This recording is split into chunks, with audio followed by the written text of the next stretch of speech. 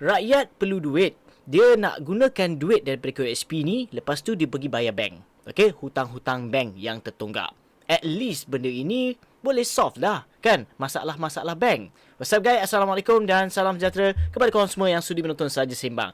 Aku Faizwan. So, berkaitan dengan topik tadi, aku ada ceritakan sikit lah, okay. Orang kata teaser. Okay, sebab apa? Kalau kita ikutkan sekarang ni, Tengku Zafrul memang amat takut. Okay, bukanlah takut apa, sebab dia pun Menteri Kewangan. Dia pun ada, orang kata, KPI yang kena achieve. Okay, sebab apa? Kerajaan sedang tengok ni. Okay, apa yang dibawa sebenarnya. Adakah menaikkan ekonomi negara ni? Adakah membantu ekonomi negara ke? Ataupun tidak? So, sebab itulah bila kait dengan ekonomi negara ni, okay, kalau boleh tak naklah terlibat dengan KSP. Lepas tu naiklah OPR. Lepas tu apa lagi nak naik? Okay, semuanya nak naik lah. Okay, at least konon menstabilkan keadaan dan sebagainya.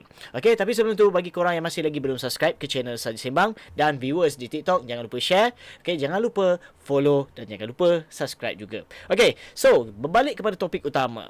Kalau aku cakap tadi, kalau ikutkan secara realitinya, ramai orang komen, dengar betul-betul. Wahai Tengku Zafrul, wahai pemimpin kita yang kita sanjungi. Okay, Ismail Sabri. Dengar betul-betul. Keluhan rakyat sekarang ini, okay, kalau kita lihat, okay, mungkin korang tengok dekat media sosial. Minta maaf lah aku panggil korang-korang, tapi aku dah biasa dah korang. Kita tengok media sosial. Diorang hanya menyatakan, okay, alasan mereka sebab apa. Tetapi, on the set, okay, maksudnya realitinya, adakah korang semua nampak ataupun tidak?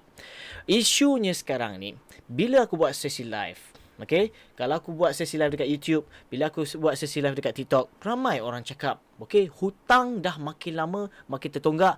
Bank call dah macam ahlong minta duit. Dah kita bagi solution, moratorium pun dah habis. Okay, ada solution yang lain. Oh, bagi mereka golongan M40, mungkin, okay, apa yang kerajaan tawarkan? Pembiayaan bagaimana? Nak tambahkan lagi hutang ke? Okay, oh, dengan kos yang kadar faedah yang rendah.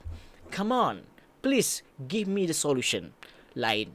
So, sama juga dengan mereka B40. Okay, BKM, Bantuan Keluarga Malaysia dah dapat. Dengar live, semua ada cakap, oh, dah habis lah bang. Okay, beli apa? Bazirnya, kan? Oh, kita pun sangka, bazir. Tak, mereka guna untuk kehidupan mereka seharian. Bayar hutang, bayar bil, okay, bil elektrik yang tertonggak, bil apa yang sepatutnya mereka nak bayar masa itu untuk cover balik, okay, apa yang dah tertonggak. Begitu juga dengan mereka, ada segelintir mereka yang bujang. Okay, bang, ada kawan kita, follower kita dekat TikTok. Bang, saya rasanya dalam sebulan ni, okay, masak nasi bujang je. Nasi bujang bermaksud beli beras, okay, lepas tu beli telur sepapan ataupun 2 papan. Lepas tu ada sama-sama sikit-sikit goreng minyak, okay, sebotol. Okay, dah. Inilah untuk survive dalam masa sebulan sahaja. Ini golongan-golongan bujang yang dapat. Itu realitinya. Tetapi aku nak highlightkan bagi mereka yang terkesan dengan bank ni. Okay, sebab kebanyakan ramai bagi alasan nak keluarkan KSP ni sebab bank, okay, dah call dah. Kita nak buat apa? Apa solutionnya? Tengku Zafrul langsung tak ada kata balas, okay, kenyataan apa yang sedang berlaku sekarang. Apa solutionnya terhadap mereka ni, bank-bank ni? Biarkan. Adakah nak biarkan sampai bila? Sebab mereka ini dah jadi macam penagih, okay, yang mana keluar duit ni tak boleh sebab bank dah call. Pilih, nak mati ke nak hidup? Lebih macam itulah. So, sebab itulah Tengku Zafrul X, okay, orang kata yang kerja dengan bank-bank, kan, okay, CEO lagi tu, mesti faham keadaan ni. Kalau kita fikirkan balik, solution yang boleh kita rasa macam inilah sebenarnya mereka ni nak keluarkan duit dia.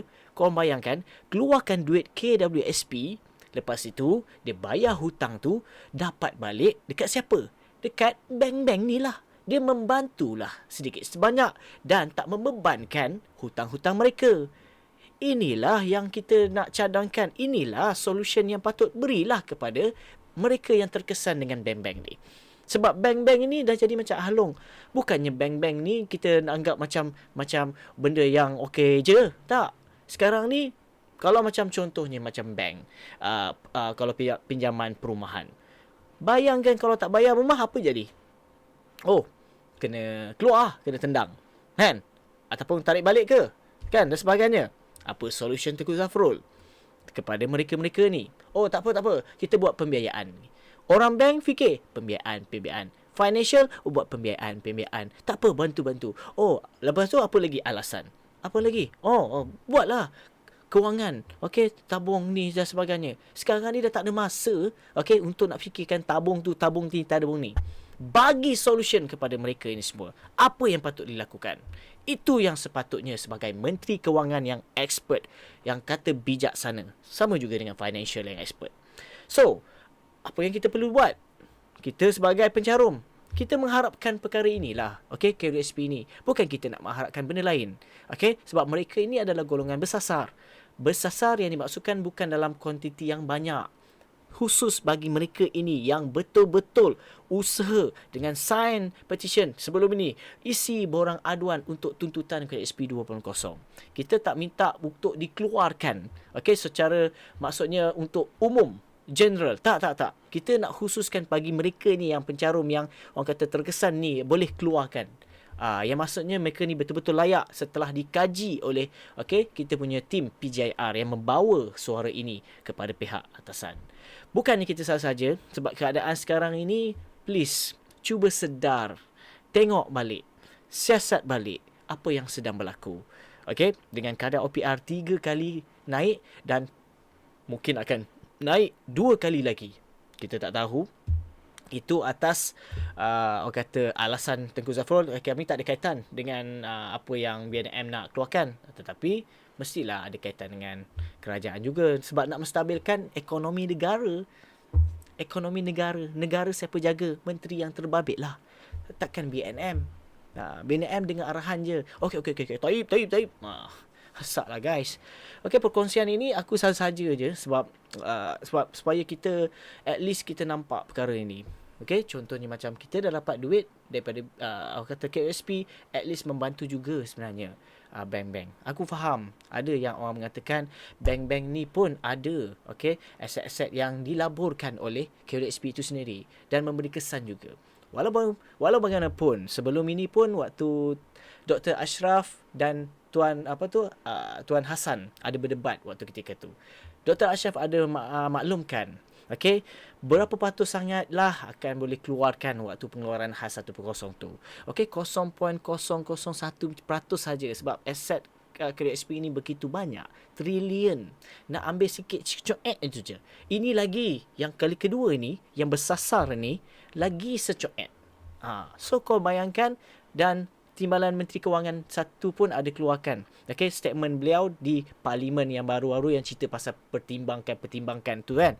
Kalau kau faham, dia kata dia ada maklumkan, tak ada sebenarnya apa yang kita keluarkan selama ini, pengeluaran lestari dan sebagainya, tiada pencairan aset dilakukan. Maksudnya banyak ada lebihan aset yang boleh digunakan ni, maksudnya duit daripada KWSP ni boleh digunakan untuk sedikit untuk pencarum, dikeluarkan untuk pencarum sebenarnya.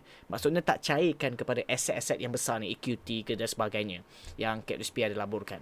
So bermaksud banyak lagi. Ini dua fakta ini pun dah menunjukkan bukti betapa KWSP ni ada lagi yang boleh dikeluarkan tanpa mengganggu EQT, mengganggu pelaburan apa yang mereka lakukan. So apa boleh kau tunggu kan? So fikir-fikirlah. Itu saja aku nak share dengan korang ke perkara ni. Jangan lupa subscribe, jangan lupa follow di TikTok. Aku Faizwan. Assalamualaikum.